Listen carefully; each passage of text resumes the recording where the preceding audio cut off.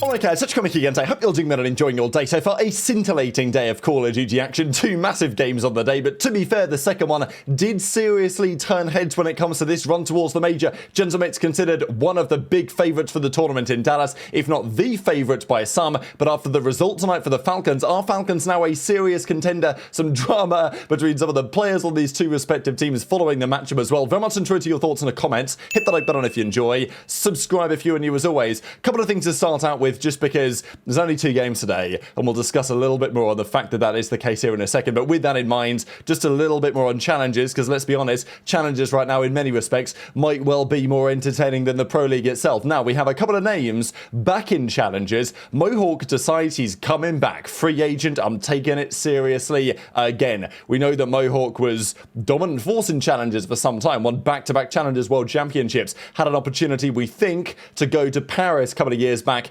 He turned it down. He didn't want to end up on the Paris graveyard. Can't really blame him, but at the same time, it's not like him not taking that opportunity worked out either. So Mohawk is back, a player that is actually held in very high regard by many of the players that have played with and against him over the years, so we'll see how that gets on. There's also a bit of talk about other names to keep an eye on, right? Dimensions, among others. People are talking about maybe CDL offers on the horizon. Of course, after Major 1, there will be some Challengers players getting into the Pro League. Now, I did want to share this because with all the Stallions drama, we talked about it earlier today, Swooty versus Havok and all this, and the fact that there was only 2 games. There was a couple of clips going around. I did hint at it earlier today. Look, people have their side on this. Do they like the Swooty side? Do they like the Havok side? I think it's all rather entertaining at the end of the day. But Vickle, I mean, people were putting on the Reddit other teammates that had said things about Havok. And look, most players have had teammates at some point talk trash about them. At least not every teammate, but at least some teammates. And Havok's played with plenty of players over his career.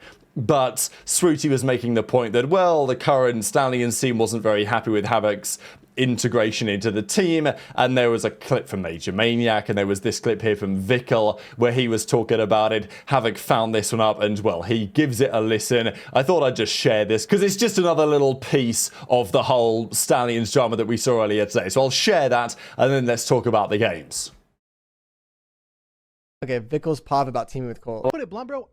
O que yo nos llevamos bien, probablemente. Yo creo que es la mayor mentira. Joder. Okay. What is the biggest lie you ever told in an interview or press conference? Why the fuck did he bring me into this question? Dude, he was ready. He was ready for any fucking moment to try to get some shit out about me. Joder. Sobre Call of Duty. Que Havok y yo nos llevamos bien, probablemente. Yo creo que es la bien. Probably when Havok. Wait, hold on. Sorry. Probably when Havok and I said we get along. Havok y yo nos llevamos bien, probablemente. When did you say we get along in an interview? I think that's the biggest lie I've told. Mentira que he dicho. O sea, te llevas mal. No es que me lleve mal, es que it's not that we don't get along, it's just that he's, I mean, he's a guy who I think is cool with the public when he streams on Twitch. Persona que de cara al público cuando hace streaming Twitch es un buen I'm just fake as fuck. He's a good content creator, but when he's on a team, he comes off as very selfish. Contenido, pero dentro de un equipo me parece que es un tío muy egoísta y que tiene muy poco. I think my playstyle over the years has been more on the selfish side of things, if you could put it that way, in terms of how I just naturally like playing the game, like less. I guess there have been times where I was like route man, I guess, but that was like a different meta some years that I just kind of took that role in. But I would say I definitely play more out of the hill, like bump me off time, like try to like, I guess a little more kill hoary in a way. It's different from game to game. And when we teamed, I was fucking ass at this game. This is probably my worst game ever too. He doesn't show much respect for his teammates. He thinks he's above everyone else all the time, and it's hard to deal with. I think that was his POV. I think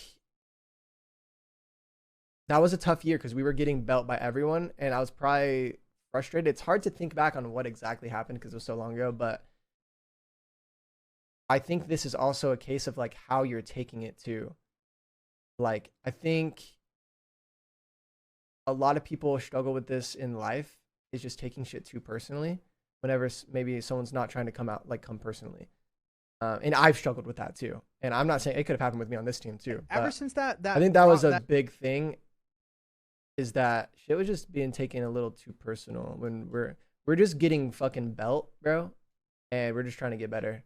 And it's tough. It's a tough environment whenever you're losing literally every match. Trying to get better, it can be very tough. It can be very tough. Clayster made it quite clear a few days ago, I think this actually might have been last weekend, that he's having a good time coaching these guys. And I think that is, well, we'll get to the Falcons in a second after we discuss the other series, but I think that's one of the main advantages that Falcons have. They've got some serious passion. Nobody is denying that. And they clearly want to try and help make this work. Clayster, 3 rings, multiple world champion. Xnid, as Kismet's now said a couple of times, absolute sponge. Kismet, or Xnid's passion, sorry, is absolutely unmatched. There is no player who will bring the energy as much as Xnid. It's kind of remarkable to see him alongside Pret, right? I mean, the fact that this has now had a little bit of time to settle in after last season, we know what Pret and Shotzzy are up to on occasions. And look, Xnid, is he as talented as Shotzzy? No. But does he know what he's doing on the map at the moment? Is he making some serious strides? Is he playing very well with the team? Absolutely. So it's exciting to see that in action. Of course, Clay getting to coach Celium as well. And we know the potential that Celium, of course, has. The question would be, was it going to work with this particular quartet? But we do have to just mention...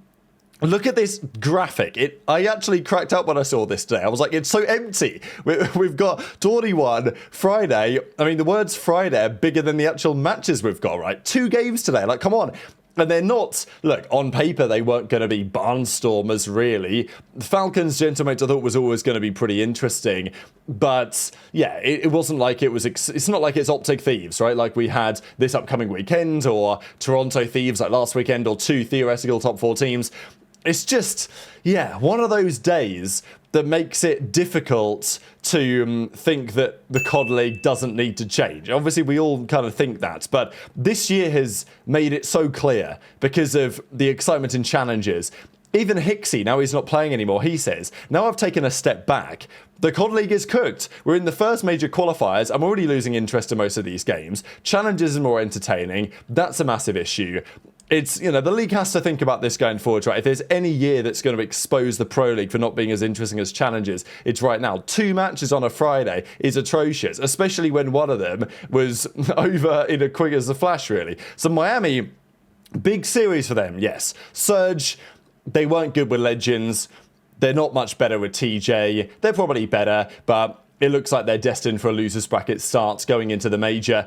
Miami, they've not been great with Trakes, to be fair, so far. Obviously expected, you would imagine, as well, to not be as good as with ReeaL. Maybe they need a bit more time. But Super clutches not just a 1v3 in the search and destroy and shoots loads of bodies, but he goes into the control and he does exactly the same thing. Here he is, 1v3. TJ probably slumward over Charles. He gets him weak, but Super can do nothing about it, or his teammates can do nothing about Super in this scenario. Super then finds himself in a 1 versus 2 in overload, and then he holds a nice little wall bounce right there to get the map win.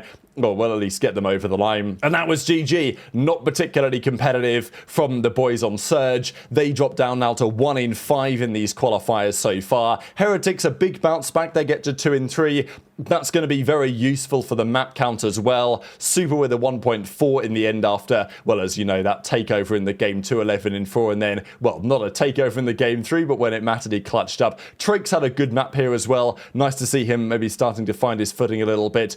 But yeah, not pretty for the Surge. Maybe they can improve, but it doesn't seem like it's made much difference so far. Miami were a team that were very vulnerable after last weekend's loss to the Ravens.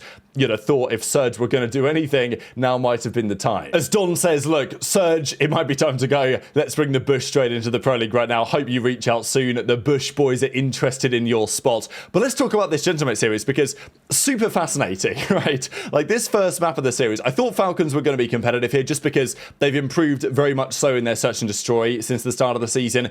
They've been a big threat to pull off Neslos and stuff. So I thought, and given the fact that it nearly happened to Gentlemates last week against C9, I thought it was possible today, but I thought Gentlemates hardpoint would just prove to be a little bit too good. And well, game 1, they got 50 point clubbed. It was absurd. Kismet's 9 and 18. Xnid's nearly double negative. Sib somehow has only 8 kills. but it doesn't really matter at the end of the day because Neptune's double positive, Ghosty's double positive.